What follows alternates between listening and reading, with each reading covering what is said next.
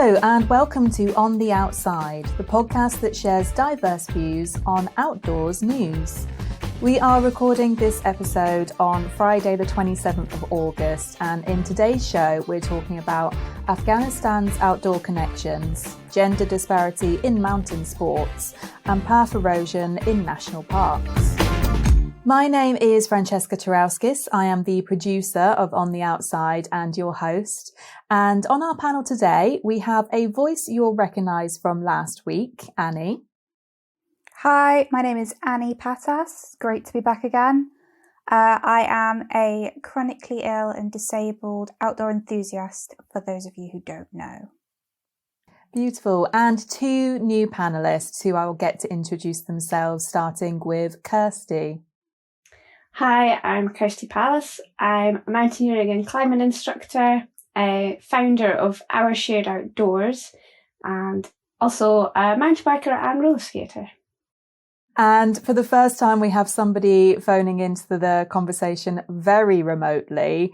Vedangi is currently on a campsite somewhere in the UK. So Vedangi, if you'd like to introduce yourself.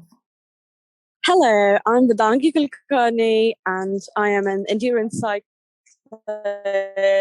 an endurance athlete, adventure traveler, and a business owner. I run a business called the Adventure Shed. So the connection might be a little bit rough with Vedangi. We will see what we can do here, but it's great to have you all on the show today. So thank you for being here. Now, we're going to start off this show with a slightly new segment. So we're obviously getting to know some of our panellists, and I thought it would be nice to do a little bit of a check-in and a check-out at the start of the show, where we can check in with where the panellists are, and you can go and check out what they're doing. So just a quick rundown of some of the folks that aren't here. Olga's been away in Yorkshire. She was attempting the Yorkshire Three Peaks at the weekend. Fritz on the Pennine Way. Eden was at We Out There Festival.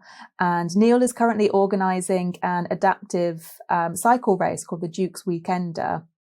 We also have a finalist for the Newsweek Future of Travel Awards. Soraya, who you heard last week, has been nominated for that, and that was announced this week. And I'll let Vedangi and Kirsty just quickly talk about what they've been doing as well. So Vedangi, what are you organising at the moment? The next project I'm doing is I'm organising a downhill mountain bike race in an attempt to raise awareness and raise funds for spinal cord injury research and recovery causes. And it's happening on 7th of November at 417 Bike Park. And one of the aims of this race is to also really push for an equal gender split in terms of participation. And Kirsty? Yeah, so last week I qualified as a mountaineering and climbing instructor.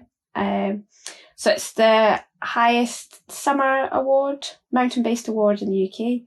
And it's been kind of ongoing for probably the last 4 years. So pretty pleased and quite a relief to have it done now. So we will be hearing more about Kirsty's award later on, but to begin with, Kirsty's going to introduce us to the first topic today, and that is what is happening in Afghanistan and how it is most definitely connected to the outdoors. Kirsty.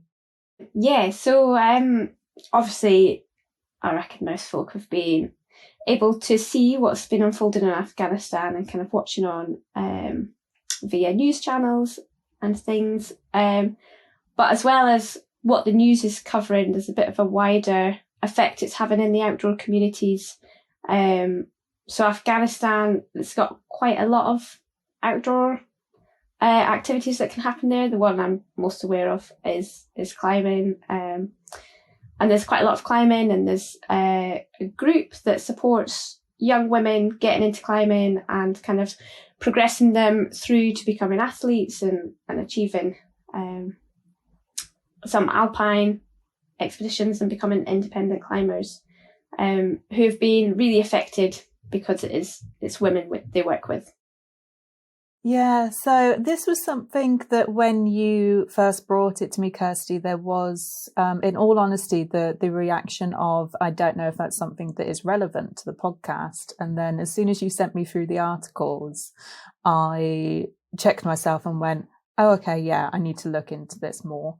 And the more research I did and the more articles I was reading, it's just something that definitely is relevant to the podcast and relevant to the outdoors in general, but the UK outdoors as well. And you sent me an article from UKC. Can you tell the listeners a little bit about that one? Yeah, so UKC or UK Climbing, it's like a central database for everyone, and so they're really good at keeping up to date on kind of news that affects the climbing world. So they put together an article kind of around two main groups, community groups out there. One's called Afghanistan, so that's the group that support the young women into becoming independent climbers. And the other group it mentions is Free to Run, another organisation looking to help women and girls get into running in conflict areas of Afghanistan. So UKC kind of pulled together a wee bit of information about the two groups and also how us from the UK or outside of Afghanistan can help support the girls and women in Afghanistan. And that's something which we will link in the show notes for you. So definitely please go and check out that article, which gives you some really good resources. And we will also put a few other things that we talk about down in the show notes. So please check them out afterwards. But as you say, Afghanistan is a country that is very outdoor sporty in general. The sport culture there was something which I just wasn't as aware of. I read a couple of articles in the past about women's running and how that was something that was being used for empowerment and also for the general leadership and that kind of thing, like you say. And in terms of the other mountain sports, the mountain biking, hiking, parkour is really big over there. You've got BMX biking and cycling in general seems to be really big out there. Vedangi, is that anything that you were aware of? I know obviously you're in the cycling community, to say the least. Is it something which you had on your radar as Afghanistan being a big place for cycling?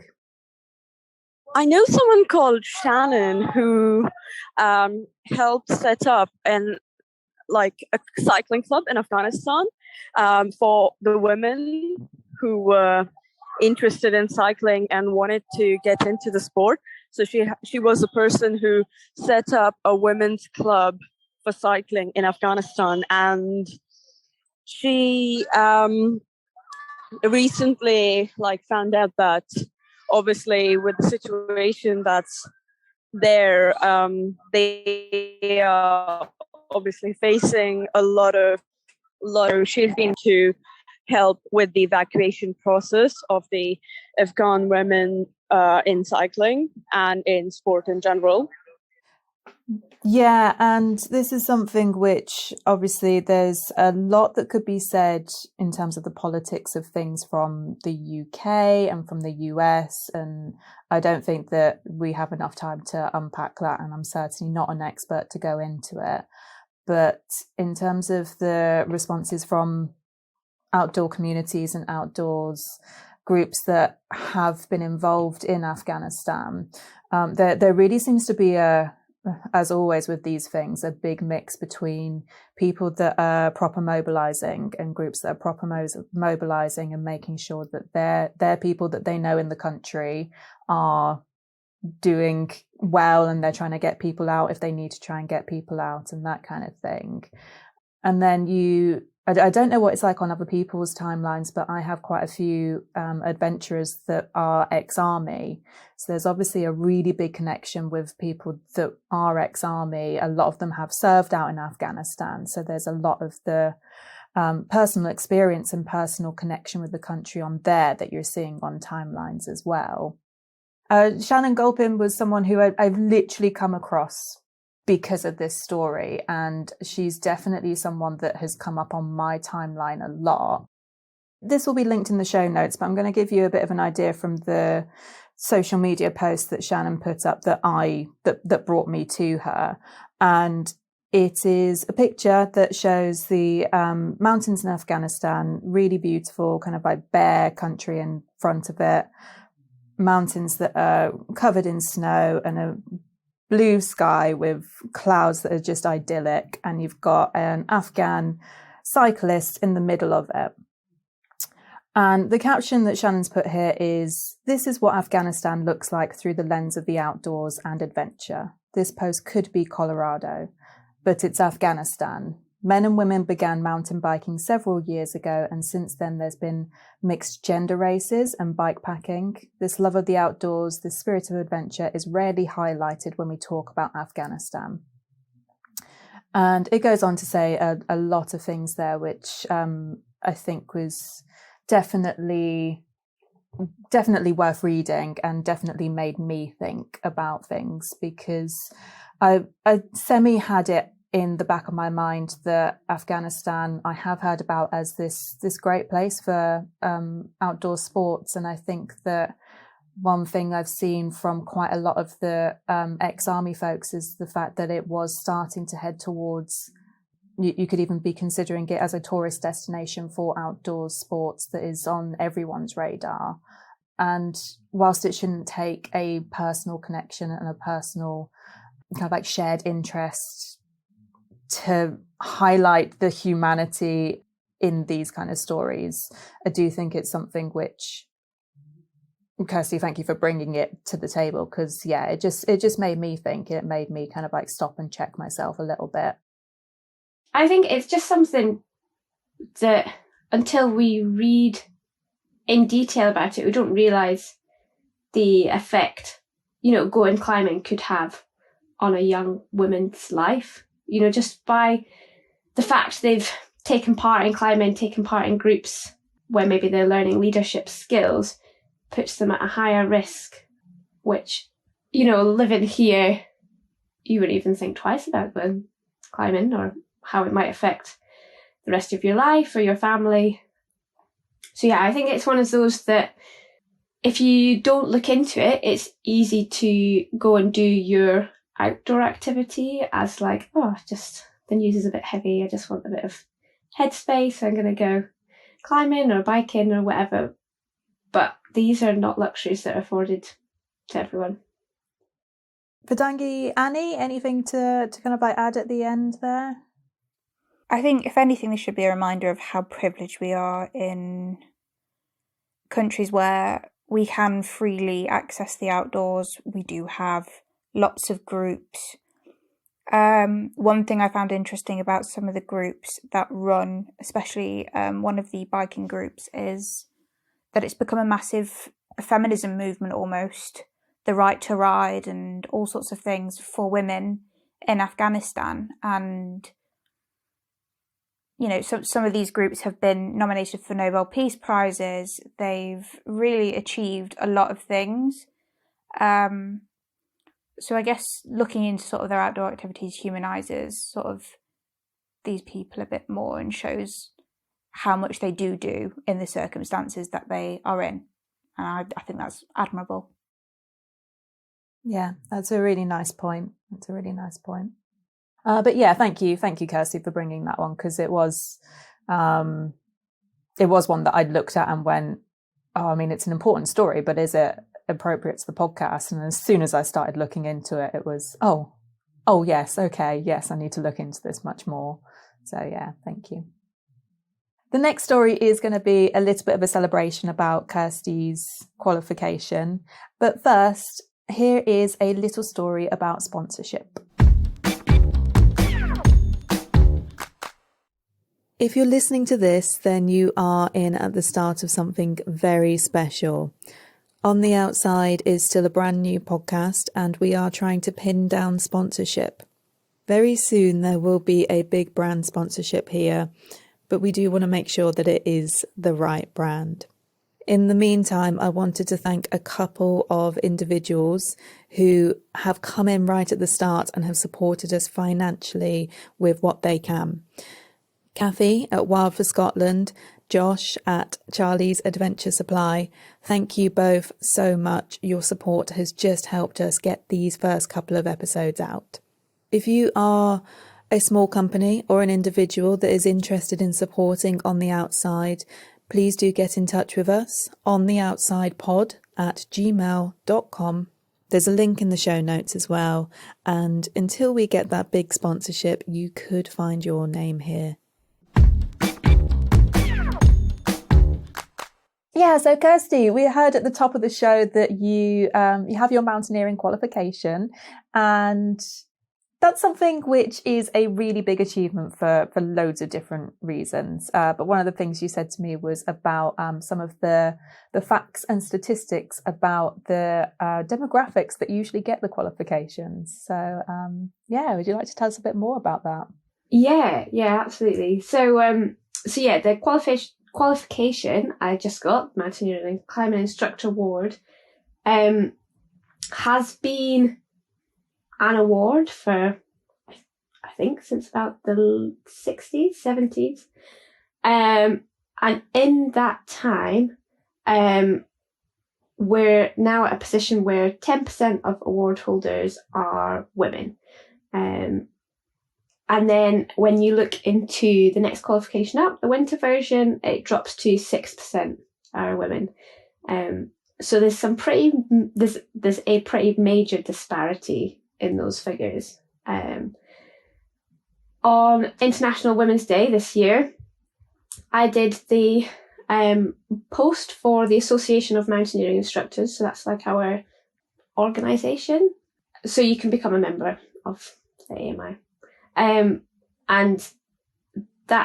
it's their 30th anniversary this year. So I had a look as part of that post, looking back at to see how the percentage of women in the AMI has changed, and it hasn't in the last 30 years at all, which was a pleasant surprise. An unpleasant surprise actually. I had hoped to see it had risen, but actually it stayed the same in the last 30 years. So although we are getting higher numbers of women coming through, the numbers of men coming through are kind of rising proportionately to keep the overall numbers of women at 10%. Yeah. So one of the articles that you sent through to me was talking about how the awarding body for that, they've recognised it and they've started to put a few things in place to try and change that, haven't they? Yeah. So they started, I think it's 5 years ago now, putting together like a mentorship scheme, which initially was women only, to try and boost the numbers of women going through these awards. But I think there's a bit of pushback around that, so it became open for everyone, which I think overall is a good thing. A mentorship scheme is important that everyone has access to it. So that did provide a bit of a push for some women coming through, and I think it's something they identified as maybe a barrier, was a lack of role models for women, because there are so fewer. There's less women who have the award, who are like very visibly qualified. So having a mentorship scheme where your mentor is a woman is more inspiring for some people, and it really works.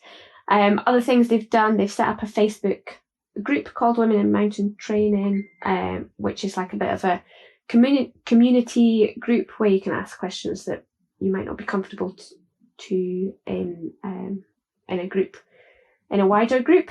And this year they've put together a gender equality strategy to get more women through the awards.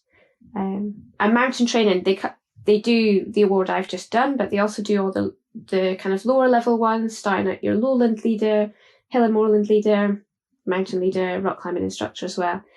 And across all of these, there is this disparity, but it becomes much more the higher up the awards you go. So those things that were put into place, is that something that has helped you? Yeah, so I didn't go through a mentorship scheme through this, but what did help was having a bit of a network of really supportive women that were already qualified or also trainees that I'd either met online or knew of from social media, and then actually met a load of them at Women's Trad Fest a few weeks ago. It was like 2 weekends before my assessment, and I just got such a wave of like, good luck. It was amazing. So that aspect of just having like very visible role models and people that are qualified has really helped.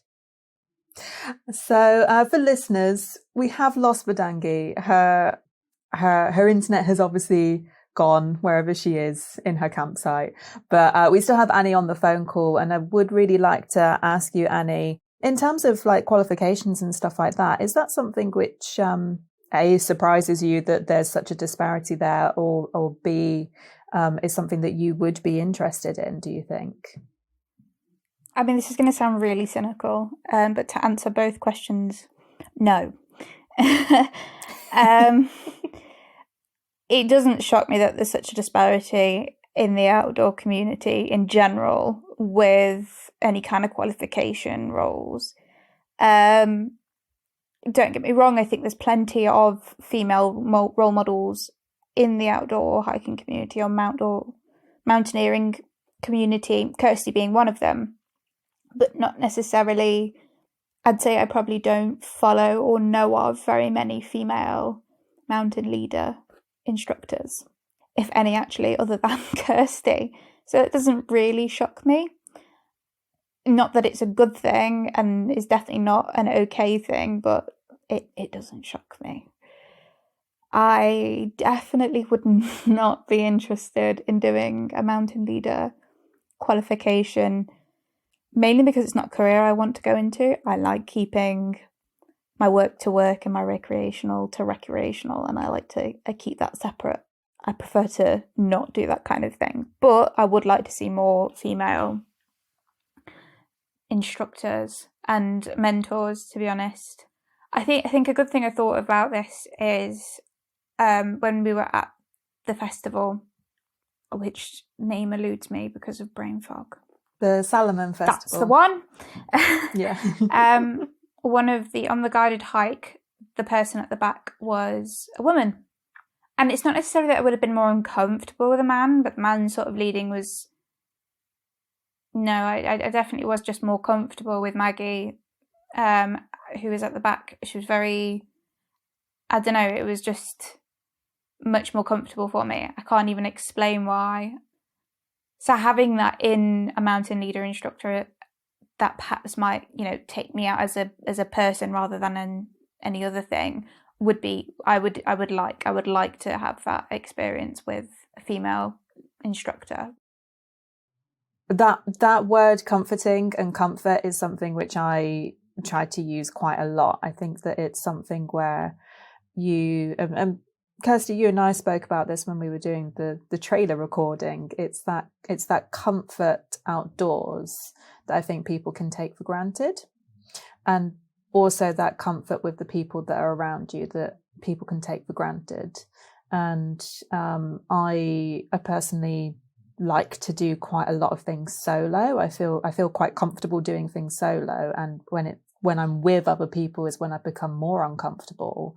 But like you say, depending on who is leading, if it's someone that is more like you are going to feel that affinity to them. You are going to feel a bit more comfortable around them. That's just human nature. Yeah, we have lost Vedangi. I think she's having difficulties rejoining, but I would be remiss if I did not try and talk a little bit about what she was going to speak about. And this is going to be me coming from a very educated side and just kind of trying to share what she shared with me, essentially. But like you were saying, Annie, it is something that across the outdoors there is this disparity between kind of like sex and genders and that kind of thing.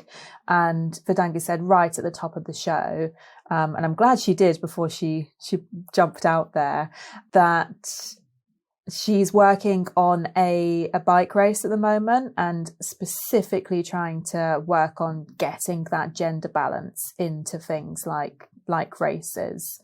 V did send us a link to the Racing Collective Instagram page, and it was talking about the GBDURO and the fact that they had a massive push to try and get more women involved this year.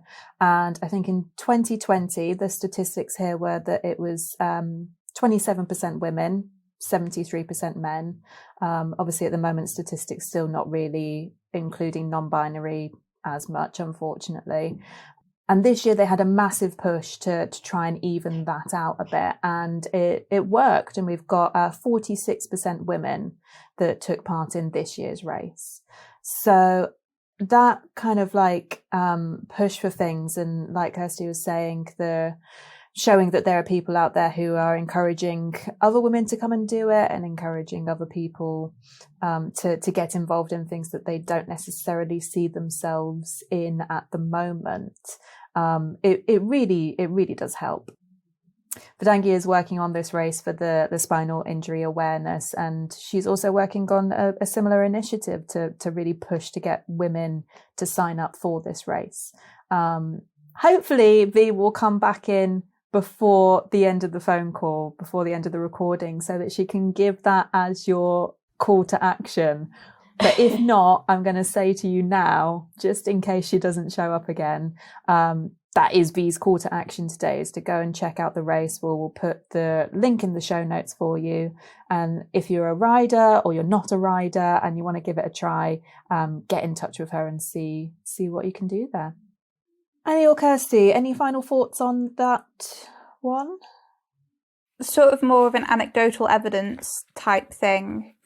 One thing that I noticed when I started going outdoors more and talking more about going outdoors more, and for anybody that sort of doubts that influence of having somebody that is of the same gender or race or religion or whatever, you know, the anecdote that my cousins have suddenly become enamored with the idea of going outdoors, to the point where, despite the fact that they are, you know, in their late 20s, cannot swim, have decided to sign up to swim lessons. They went on a hike with me and they wore like slip-on flat shoes, got stung by nettles and got their feet shredded because they were wearing such bad shoes, and still wanted to go out again. And this is something that is completely out of their comfort zone. They're city girls. They don't do that kind of thing at all. It's not in something that they've experienced in the slightest, but simply by sharing that excitement and encouraging them to do the same and offering that platform or that ability to do it with them, they're now into that. And that's what I think female mountain leaders will do. That's what initiatives like these will do. It will give a safe sort of space for women to try new stuff. Definitely. It's so awesome every time you hear that, I think. So our next story comes from Annie, and this is to do with the uptake in outdoor usage over the last couple of years. Yeah, so I saw this article about how there were some concerns about the amount of people going to Snowdon in Wales. And there was a whole host of things that they were concerned about, that the trails were being damaged, that mountain rescue were having to go out quite a lot because people were either ill-prepared or were getting injured because perhaps their fitness level wasn't up to it, or they wandered off the path or something. And then I saw again, like a couple of days later, a similar one about the Lake District. We've all seen the queues at the summit of Mount Snowdon. They're very off-putting, to say the least. And there's always been that mixed reaction of, you know, a lot of people are not too pleased that there's this many people crowding the spaces, and other people, you know, are pleased to see more people outside. But there is some damage from people perhaps not using the trails appropriately, sticking to the paths, or doing their research an education beforehand. So a lot of the paths are getting damaged and a lot of the natural habitat is getting damaged, and these things aren't easy to maintain. These are things that are, imagine mowing the lawn on Mount Snowdon. I mean, they don't mow the lawn, but they've got to maintain paths, keep them clear, make sure that people aren't going off into places where rocks are going to fall on their head or something, and also make sure that the wildlife, which will be thriving and growing there, isn't getting trodden on and destroyed and their homes ruined. So yeah, I just wondered what everybody's thoughts were about this. Yeah, I think we're seeing it here in Scotland as well. Not quite to the same extent that I've seen photos of on Snowdon, but there's definitely a lot more folk heading out into the hills up here as well. I think it's a really hard one because a lot of some of the kind of discussion I see is from folk who have been doing this for a long time and feel like they have more right to be there than people who are trying it for the first time. Which I really struggle with as an argument or a debate point, because it really puts the onus of all this damage on folk that are, try something new and come to the outdoors, which we should all be encouraging because it's amazing. When actually everybody who goes out there has pretty much the same impact on things like footpath erosion. So yeah, I think the BMC and Mountaineering Scotland, both of them over the last few years have had some big campaigns around Mend Our Mountains and raising hundreds of thousands, at least, if not millions, to look at restoring some of the footpaths on the hills that are kind of getting hit the hardest. I saw an interesting part of the article in The Guardian about Snowdon where John Harold, sort of the director of Snowdonia Society, essentially said that the reason this was happening was because social media was sharing all of these idyllic pictures. And he kind of went into this thing of, in order to respect something, you need to have some knowledge or relationship with it. And people are just seeing pictures and going, cool, I'll have some of that, to quote what he said. So therefore will not respect it because they don't have a supposed relationship with it. I've never climbed a mountain, but I know what I should and shouldn't be doing because I've been given that education. And I think it's a little unfair to blame, people's photographs and photography and sharing their experiences and then saying, it brings all these social media fads or whatever he's trying to suggest by it. But I think you're right about everybody sort of having their impact on the environment as well.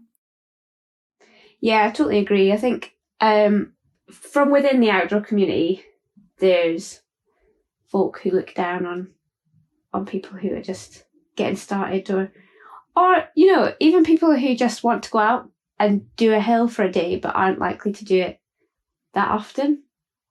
Again, there's nothing wrong with that. You don't have to be like an outdoor enthusiast to be valid in the outdoors. But yeah, I think, this is coming from kind of my outdoor instructing background, but over the last, 10 years or something, there's been quite a loss of outdoor education. Yeah, I totally agree. I think we used to do like the Green Cross Code, and when I was a kid, in primary school, I remember giving a booklet about not littering because a hedgehog will get his head stuck in the can. And as as a 6-year-old, that traumatizes you. Yeah. And I think that's something I would like to see, like more, perhaps making people aware that you can't necessarily go up. It seems like common sense to some people, but some people might not realise you can't go up Snowdon with sandals, or, that it does require a lot of strength because they've just never done it before. So how would they know? Yeah, totally. And I think as well, there's, because of the pandemic, you know, a lot of people have been limited to cities. So there's been a boom in folk wanting to get outside and outdoors. And maybe because they've not been there before, they haven't seen as much or know as much about how we do respect these environments. But it doesn't mean that they don't have space there or shouldn't have space there. Yeah. I think there's a couple of things which I find really interesting with this, and one of them is like you were saying, Kirsty, there's definitely differing amounts of patience between people in the outdoors for new people to the community or people that are experiencing and using the outdoors in a different way. I've noticed that there is a little bit of tit for tat even within the outdoor community, within different sports. I don't know if that's something you find being in different sports, but I think it's that there's a definite slight contention between hikers and mountain bikers in particular. The Lake District's article that we read, there's an awful lot of the mountain bikes are destroying the trails. Oh yes. And that kind of thing. And yeah, I think that's really interesting, and it's really something which I think that there's a very much us and them mentality, not just between people that are new to the outdoors and people that are more at home in the outdoors, more comfortable, as we said before, but also between this is my sport and therefore I'm allowed to do this and use the outdoors in this way. Yeah. And other people using it in a different way, they're the ones that are in the wrong as well. I do think that's quite interesting. Totally. I think folk who have been in the outdoors for a long time struggle with maybe being told that their actions have had an impact as well. You know, maybe they've been doing outdoor activities, whatever it is, whatever their particular activity is for, you know, decades, and they really do respect the environment, which is great, but by everyone it is having an impact. And I think some people maybe find it hard to come to terms with that when it maybe feels like for years they haven't had an impact. I think one of the things you mentioned earlier on there, Kirsty, was the Mendal Mountains, and I think there's Fixar Fells in the Lake District as well. And it is talking about the fact that the paths that people use, those aren't natural paths. Those are paths that have been created. They are paths that are maintained, and therefore those are paths that take money in order to keep it working and keep it safe and keep people on a path that is very obviously a path. I think from when I've been out in mountains, and sometimes the path is very clear and sometimes it's not as clear, you know, things like Snowdon are well maintained. The path is very good up Snowdon, and therefore you don't need a map and this kind of thing. And if they're putting on my money head, as I seem to do in most episodes at the moment, if there was more investment, if there was more money for things like Fix the Fells and Mend the Mountains, all of the paths would be good and clear, and people would find it much easier to stick to them. And you wouldn't be just going to Snowdon because Snowdon is the one that is easy to navigate. You could go to other mountains because they are all as well maintained. They all have the visitors centre. They all have, you know, the car parks and that kind of thing. And I think again that's a really interesting point and a contentious one again, because some people will be very in the camp of, oh well, you know, the other mountains are more wild and they need to stay that way. But the reality is folk are going to go up the hills, and a lot of the time, you know, if there's not a built path, there's a path that's been walked in anyway and is actually causing more damage because, you know, there's a boggy area and everyone goes really wide around it and suddenly it's like 3 or 4 meters across. You know, the UK, we still have areas that are really wild that you can go to, especially up in Scotland. But I think we just need to be realistic and realise that things have changed. Yeah, I think you can't live in a country which has like 70 billion Starbucks and then say, oh no, we're not allowed paved footpaths. Yeah. I mean, that might be like a bit of a harsh thing to say, but we're not a wild country anymore, and let's just enjoy what we do have. Mm-hmm. And look after it. Yeah. Because we're going to need to. I think the only final point I wanted to bring up about this is a while ago I was looking at which mountain to climb as my first mountain, and you Google all of these things and the same mountains come up over and over again on every article, including newspaper articles like The Guardian, all these blogs and stuff like that. And surprisingly, Snowdon was there a lot. So if anybody else is looking, easy mountains to climb, and doesn't know, like, I just know from other people that have done it that Snowdon is not an easy mountain to climb per se. These articles really do portray it as something that you could do. It's like something that everybody can achieve and stuff like that. So that, I don't always think that the right education is always out there, or fully explains the scenario that you might be engaging in, unless you really look deep, and people who don't know that they need to do that won't. So those are the main topics for today, but in other news, beavers are going to be reintroduced to rivers across England.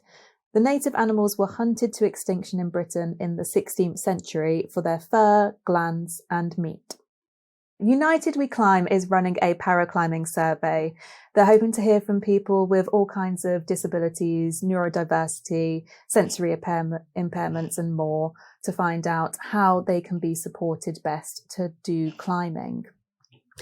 And there's a new dating app for single climbers. Boulder has profile pages that are climber focused. Users must upload at least 2 photos of them climbing.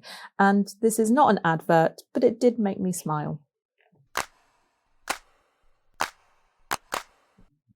So if you'd like to hear more about those stories, please do sign up to our newsletter. It currently goes out twice a month and includes the news stories that we could not fit into the show.